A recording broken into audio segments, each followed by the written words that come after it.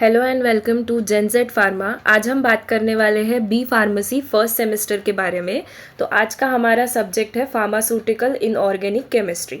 ये subject important भी है और इजी भी है। क्योंकि 11th-12th में जो आपका बेस था उसके ऊपर ही ये पूरा सब्जेक्ट है। बस आपको इसमें थोड़ा सा डिटेल में पढ़ना है। तो सबसे पहले जो हम बात करेंगे वो है इम्प्यूरिटीज़ इन फार्मास्यूटिकल सब्सटेंस। तो मैं आपको बता दूं कि एनालिसिस नाम का भी आपको एक सब्जेक्ट रहता है। एनालिसिस में भी इम्प्यूरिटीज़ आपके साथ रहेगी और इनऑर्गेनिक में भी इम्प्यूरिटीज़ आपके साथ में रहेगी। इसका मतलब कि इम्प्यूरिटीज़ आपको दोनों जगह पे पढ़ना है। आपको इनऑर्गेनिक में भी इम्प्यूरिटीज़ पढ़ना है और एनालिसिस में भी इम्प्यूरिटीज़ पढ़ना है। तो ये इम्प्यूरिटीज़ का जो टॉपिक है वो आपके लिए एक बून होगा मार्क्स स्कोर करने के लिए। ठीक है, तो आपको इम्प्यूरिटीज़ छोड़ना नहीं है। इम्प्यूरिटीज़ के बारे में जो भी आपको पढ़ाया जाएगा, जो भी रहेगा वो आपको पढ़ना है। उसके बाद इसकी डेफिनेशन, उसके फंक्शन एंड यूजेस और डिटेक्शन मेथड, मतलब जो भी इम्प्यूरिटीज़ आपके पर्टिकुलर ड्रग में, पर्टिकुलर सब्सटेंस में मिलती है उसको आप कैसे डिटेक्ट करोगे, ये सारे मेथड्स आपको इनऑर्गेनिक में पढ़ाए जाएंगे। उसके बाद जनरल मेथड्स ऑफ प्रिपरेशन, उसमें बहुत सारी मेथड्स होती है, एक्सट्रैक्शन मेथड, फिर स्टीम डिस्टिलेशन, ये सारी मेथड्स आपको पढ़ाई जाएंगी। नेक्स्ट आते हैं acid basis and buffer. Acid basis and buffer ये भी बहुत इजी टॉपिक है। इसमें एसिड्स और बेसिस तो बहुत इजी है, बट बफर जो है वो बहुत लोगों के लिए नया होता है। तो बफर आपको थोड़ा सा पढ़ना पड़ेगा, बट एसिड्स एंड बेसिस जो है वो बहुत ही इजी टॉपिक है। ये आपको इजीली हम समझा देंगे।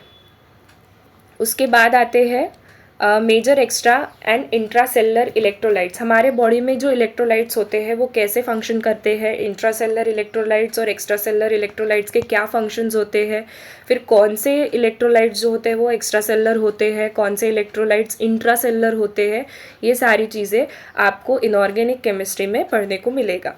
उसके बाद हम देखते हैं डेंटल प्रोडक्ट्स। डेंटल प्रोडक्ट्स में जैसे टूथपेस्ट हो गया, डेंटल प्रोडक्ट्स के नाम से ही समझ में आ रहा है कि क्या क्या रहेगा इसमें। माउथ वॉशेस हो गए, टूथ वाइटनिंग किट्स हो गई, डेंटल फ्लॉस हो गया, ये सारी चीज़ें आपको यहाँ पे डेंटल प्रोडक्ट्स में पढ़ने को मिल जाएगी। उसके बाद हम आते हैं gastro intestinal agents. Gastro intestinal agents में एसिडिफायर्स, एंटासिड्स एंड कैथरेटिक्स। कैथरेटिक्स पे 2 मार्क्स के क्वेश्चन, 5 मार्क्स के क्वेश्चन बहुत आते हैं। एंटासिड्स के और एसिडिफायर्स के जो एग्जाम्पल्स होते हैं इनके ऊपर बहुत सारे क्वेश्चंस आते हैं, तो आपको ये बिल्कुल भी छोड़ना नहीं है। उसके बाद एंटी माइक्रोबियल्स। एंटी माइक्रोबियल्स मतलब ऐसे एजेंट्स जो माइक्रोब्स को किल करते हैं या फिर अगेंस्ट माइक्रोब्स एक्ट करते हैं। ठीक है, तो एंटी माइक्रोबियल्स में डेफिनेशन हो गया, उसका आपको डेफिनेशन अच्छे से करना है। उसके बाद उसके हम टाइप्स देखेंगे। एंटी माइक्रोबियल में भी बहुत सारे टाइप्स होते हैं, जैसे कि एंटीबायोटिक्स हो गए, एंटीवायरल हो गया, एंटी फंगल हो गया, एंटी पैरासाइटिक एजेंट्स हो गए, ये सारे एंटी माइक्रोबियल्स के टाइप्स है।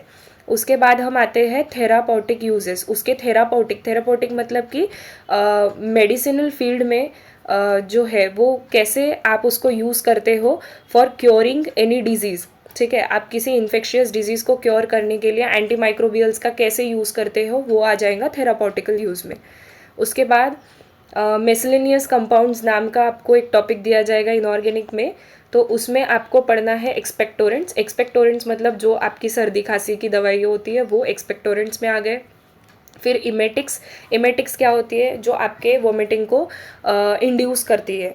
ठीक है, उसके बाद हम देखते हैं हिमैटेनिक्स। हिमैटेनिक्स मतलब जो आयन सप्लीमेंट्स होते हैं उसको हम बोलते हैं हिमैटेनिक्स। हीम से पता चल रहा है आयन, तो जो आयन सप्लीमेंट्स होते हैं वो बेसिकली किस में आएंगे, हिमैटेनिक्स में। उसके बाद आते हैं पॉइजन्स एंड एंटीडोट्स। तो पॉइजन्स एंड एंटीडोट्स में ये बिल्कुल ही अपोजिट टर्मिनोलॉजी है, तो आपको पॉइजन के बारे में भी पढ़ाया जाएगा और यहाँ पे एंटीडोट्स के भी बारे में पढ़ाया जाएगा।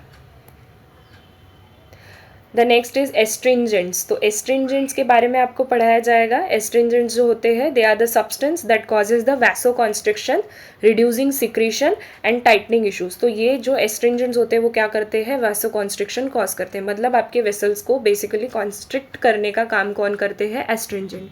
ठीक है, तो इसका डेफिनेशन, इसके फंक्शन ये आपको डिटेल में पढ़ाया जाएगा। उसके बाद उसके कॉमन यूजेस एंड उसके एग्जाम्पल। तो एस्ट्रिंजेंट में जैसे यहाँ पे देखो एग्जाम्पल दिया है एलएम, जो हम जानते हैं, लेमन जूस, ये सारे क्या होते हैं, examples of astringents. Okay, the next is radio pharmaceutical. ये सबसे लास्ट मतलब एंडिंग का टॉपिक है, रेडियो फार्मास्यूटिकल।